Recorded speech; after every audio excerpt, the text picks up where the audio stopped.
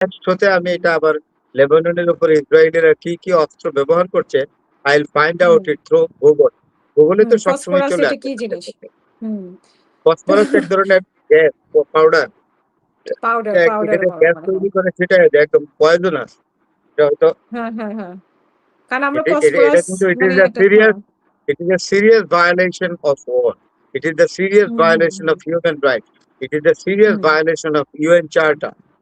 You know, hmm hmm it is the এবং serious violation of it is the serious violation of United Nations uh, Human Rights Human Rights Commission, which had been hmm declared in hmm 1940. Universal hmm Declaration of Human Rights are totally against it.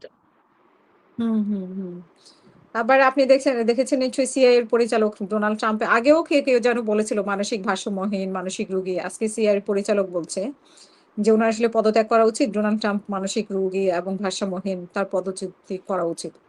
তো এবং CIA সাবেক যেটা আমি সাবেক সাবেক শুনতেছি, পরিচালক অবশ্য সাবেক পরিচালক। আর সাবেক হোক না, সাবেক নাহলে তো হুম, ক্ষমতা থেকে করলে তো তাহলে সরাই দিবে ডোনাল্ড ট্রাম্প। তারে সরাই তো দিবে। এখন হ্যাঁ। যেটা হচ্ছে, হ্যাঁ, সরিয়ে দেবে। তো যেই জিনিসটা এসছে সেটা হলো খুবই ইম্পর্টেন্ট একটা বিষয়। সেটা হলো হুম, ডোনাল্ড ট্রাম্পের উপর একটা জুডিশিয়াল ডিসিশন আসবে ফেডারেল কোর্ট অফ আমেরিকা, যে লোকটা আসলে পাগল, he is leading America to a very good, very very dangerous direction, and he should be stop. এই ধরনের একটা ভার্ডিক্ট আসবে, অপিনিয়ন আসবে সুপিরিয়র কোর্ট থেকে, অর্থাৎ federal court of the United states of America, তা থেকে আসবে। হুম, অচিরেই আসবে, তা না হলে আমেরিকার রক্ষা নাই। কিন্তু আমেরিকা কিন্তু ডোনাল্ড ট্রাম্প কিন্তু খুব এলোমেলো করে ফেলছে সব। জি, একজন লিখেছে যে বসফরাস সেল হচ্ছে যে এটা এক ধরনের রাসায়নিক পাউডার যেটা শরীরে পুড়িয়ে দেয় এবং শ্বাসকষ্ট হয়ে এটা আমি তো মারা যায় সেটাই খুব বললাম, দ্রুত। পাউডার। আমিও হ্যাঁ, হ্যাঁ, বলেছি হ্যাঁ। পাউডার। আপনিও তো বলেছেন পাউডার।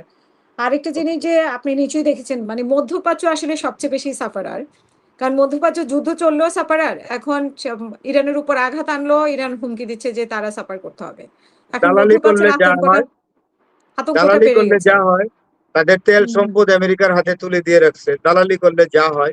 এরপরে আবার কি জানেন, নেতানিয়াহু আরেক প্রস্তাব দিয়েছে কি, যে মধ্যপ্রাচ্য তো ইরানের প্রেসারে টিকতে পারবে না, তারা তেলের সম্পদের উপরে তখন ইরান আবার প্রভাব বিস্তার করবে। তাই মধ্যপ্রাচ্যের উচিত যে মধ্য গালফ কান্ট্রি অর্থাৎ উপসাগরীয় দেশগুলো আমাদের সাথে টানেল করে মাটির নিচে দিয়া ইসরায়েলের সব তেল দিয়ে দেওয়া, আমরা এখান থেকে বন্টন করে সারা পৃথিবীতে দিব, এবং আমরা এই মধ্যপ্রাচ্যের গালফ কান্ট্রিদের দিশা বুঝিয়ে দিব। আহারে, কত মানে শিয়ালের হুম, কাছে মোরগ বর্গা দেওয়া আর কি, বুঝেন না?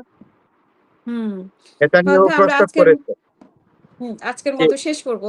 আপনার শেষ জি। বক্তব্য কালকে পর্যন্ত আরকি। কালকের আপডেট গুলো আমরা আমার আবার শেষ কালকে দিব। বক্তব্য হলো এই, আমার শেষ বক্তব্য, ধন্যবাদ আপনাকে।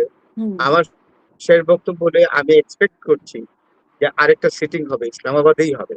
বিকজ যেহেতু হুম, ইসলামাবাদ আমেরিকাকে যে আতিথেয় দিয়েছে, ইরানকে যে আতিথেয়তা দিয়েছে, দুটো রাষ্ট্রই ইসলামাবাদের প্রতি অত্যন্ত সন্তুষ্ট। তো second round of talk might be happened once again in or on second time in Islamabad. এবং আমি মনে করি যে সেকেন্ড ফেজে যে তারা বসবে, অর্থাৎ সেকেন্ড টাইমে যখন বসবে, I think that there will be a solution would be found out exactly to create a very good and secured atmosphere for the world. Hmm, hmm, hmm.